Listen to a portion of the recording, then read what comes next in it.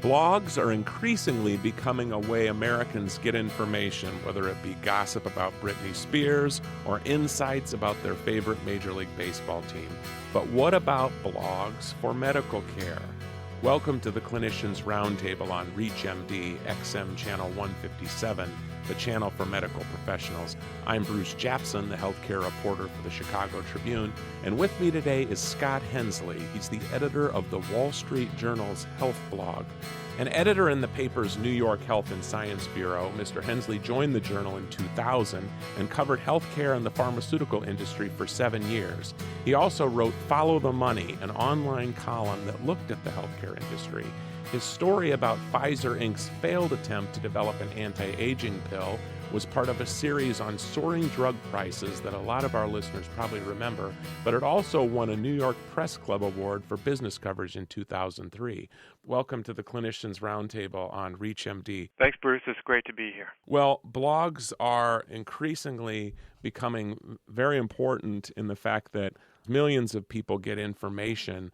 But the blogs at the Wall Street Journal and the blogs at the Tribune are different in the fact that, they're news venues. If you could tell us a little bit about the Wall Street Journal's health blog and also perhaps the other kind of blogs out there through your work as someone who had to research this before you created the health blog at the Wall Street Journal and, kind of what's out there and what's in it for the nation's physicians. For people who are interested in seeing the health blog, the easiest way to find it is to just Google health blog and 2 words.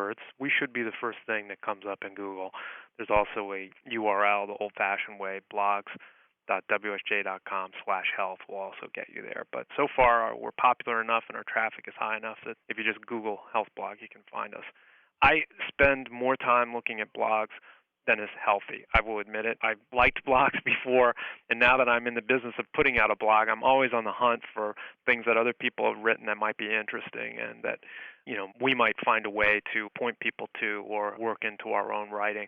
And I am happy to say that some of the best blogs that I read are by physicians. And there are a few that spring to mind that might be a way to talk about sort of the different flavors of blog that are out there that people might kind of think about as they're looking about either what they would like to make part of their daily reading or if they were interested in blogging themselves, they might take a look at how some other people are doing it. I guess I would start out with one of the blogs that I used to read a lot when I was a reporter before I was a blogger, and it's by a primary care doctor who practices in New Hampshire who goes by the name of Kevin. His site is Kevin MD. It's KevinMD, all one word, .com. His name is Kevin Foe, and he's a maniacal aggregator of health information every day. And so if somebody wanted to, check what's happening in the world of healthcare as seen through a primary care doctor's eyes, I think Kevin's blog is one of the best places to go. And he's a guy who writes posts that are a sentence or 2 long, usually, and then have a link to the primary source of the information. And so in just a very brief scan of what he's putting out every day, you can get a real roundup of what's happening in medicine. And a lot of what he aggregates is the posting that's done by other doctors on other blogs. So it's kind of a one-stop shopping center. What is his discipline, just out of curiosity? Primary care doctor. And he writes some for the popular press as well. We blogged on some stuff that he did in USA Today, and he's pretty passionate about the problems in primary care right now and does a lot to kind of keep the spotlight on financial issues and regulatory issues and also clinical issues. And he's got an eye for interesting stuff, so I highly recommend his blog to folks.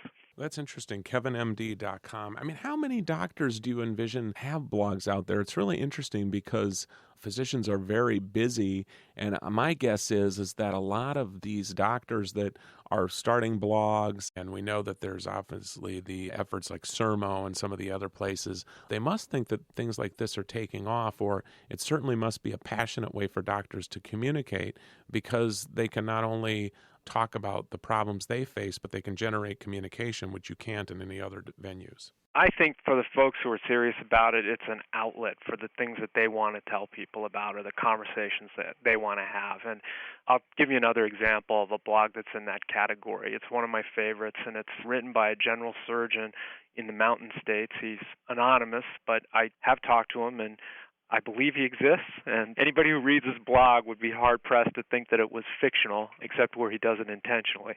And he goes by the pseudonym of Aggravated Doc Surge, and the address for his blog is docsurg, DOCSURG, .blogspot.com. And when I interviewed him to find out, you're a busy surgeon, how could you possibly have time to blog? Don't you have other things to do, or wouldn't you rather spend time with your family? And he said, well, yeah, it is the case that it takes some time, but he often does his blogging while he's at the hospital where he does most of his work on trauma call. And if there's not a case, then he may have a few hours in the middle of the night where he's waiting for something to happen, and that's when he puts together his posts. And I just pulled up his site while we were talking, and one of the reasons that I like his blog so much is that he's got a real sense of humor, and he knows how to kind of put his humor to work in pointing out the foibles of the healthcare system.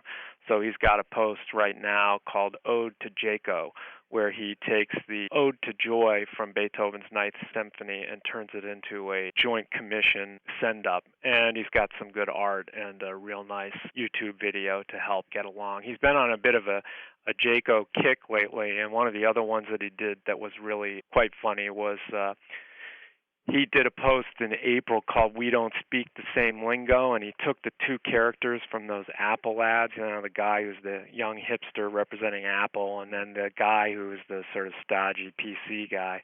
And the stodgy PC guy played the role of the hospital administrator, and then the Apple guy was the doc. And it's really funny. And yet, in the humor, I think points out some of the real kind of enduring problems in hospitals across the country where the administrators and the clinicians just don't speak the same language. And he's really one of my favorites. My only regret about him is that he doesn't write more often. He does have a really busy job, so he may only post a few times a month, but when he does, it's really worth it. Well, this is fascinating. It's almost depressing me about the creativity of doctors and blogs, and then I look at some of the news venues out there. And if you're just joining us, you're listening to the Clinicians Roundtable on ReachMD XM 157, the channel for medical professionals. I'm Bruce Japsen, the healthcare reporter for the Chicago Tribune, and joining me today is an old friend, Scott Hensley. He's the editor of the Wall Street Journal's health blog, and we're talking about doctor efforts in blogging. Mr. Hensley's blog has been around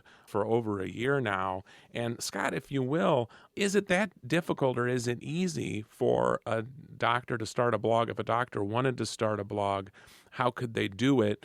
And also, is there a huge time commitment? I mean, you were talking about the aggravated docsurge.blogspot.com and kevinmd.com up in New Hampshire. And a lot of these doctors are very passionate about the things that they're talking about just because of all the issues that they face. Is it that big of a deal? I mean, would it be that much of a time commitment for a physician to start a blog? I think it's the sort of thing that people can kind of decide for themselves how often they would like to post or kind of dip their toe in the water and see how they like it.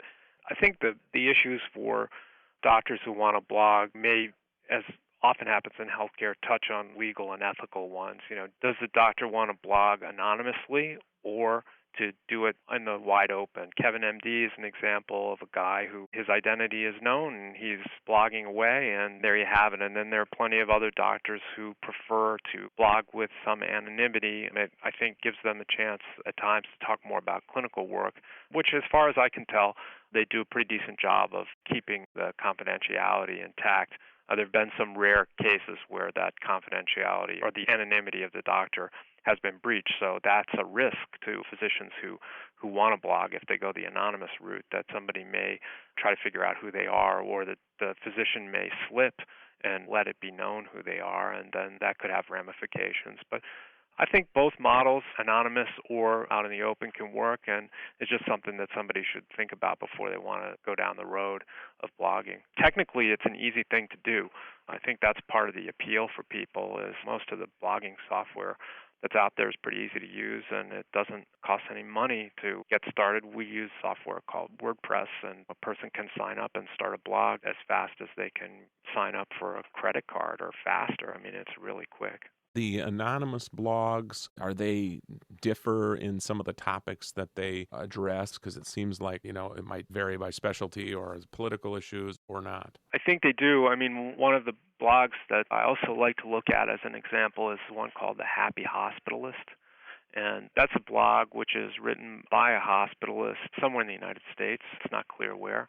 I have emailed with this person and have written about some stuff that they've done, so I'm pretty confident that they exist. And anyway, they get into some pretty heavy issues, end-of-life care, some of the things that happen in the ICU, and I think that some of the details of what they do would be hard to do as graphically as they do if it were not an anonymous blog. We took a photograph that they had used on that blog and put it onto our site, and it was a picture that showed a hospital bed with about 8 or 9 IV poles, and then there was a very short blog entry or text under that kind of explained that, this was just another day in the ICU and that this was being played out in wards across the country and that it was symptomatic of some of the problems in end-of-life care.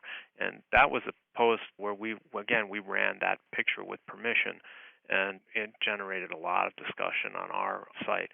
And I think, when you're getting into sort of controversial issues like that, it can be hard to do it under your real name, although some people do. Well, the topic has been Doctors Who Blog, and our guest has been Scott Hensley, the editor of the health blog at the Wall Street Journal. We'd like to thank Scott for being our guest. My name is Bruce Japsen. I'm the healthcare reporter for the Chicago Tribune. To listen to our on-demand library, which includes this show on Doctors Who Blog, visit us at reachmd.com. Register with promo code RADIO and receive 6 months free streaming for your home or office. If you have comments or suggestions, please call us at 888-MD-XM157. And I would like to thank you today for listening.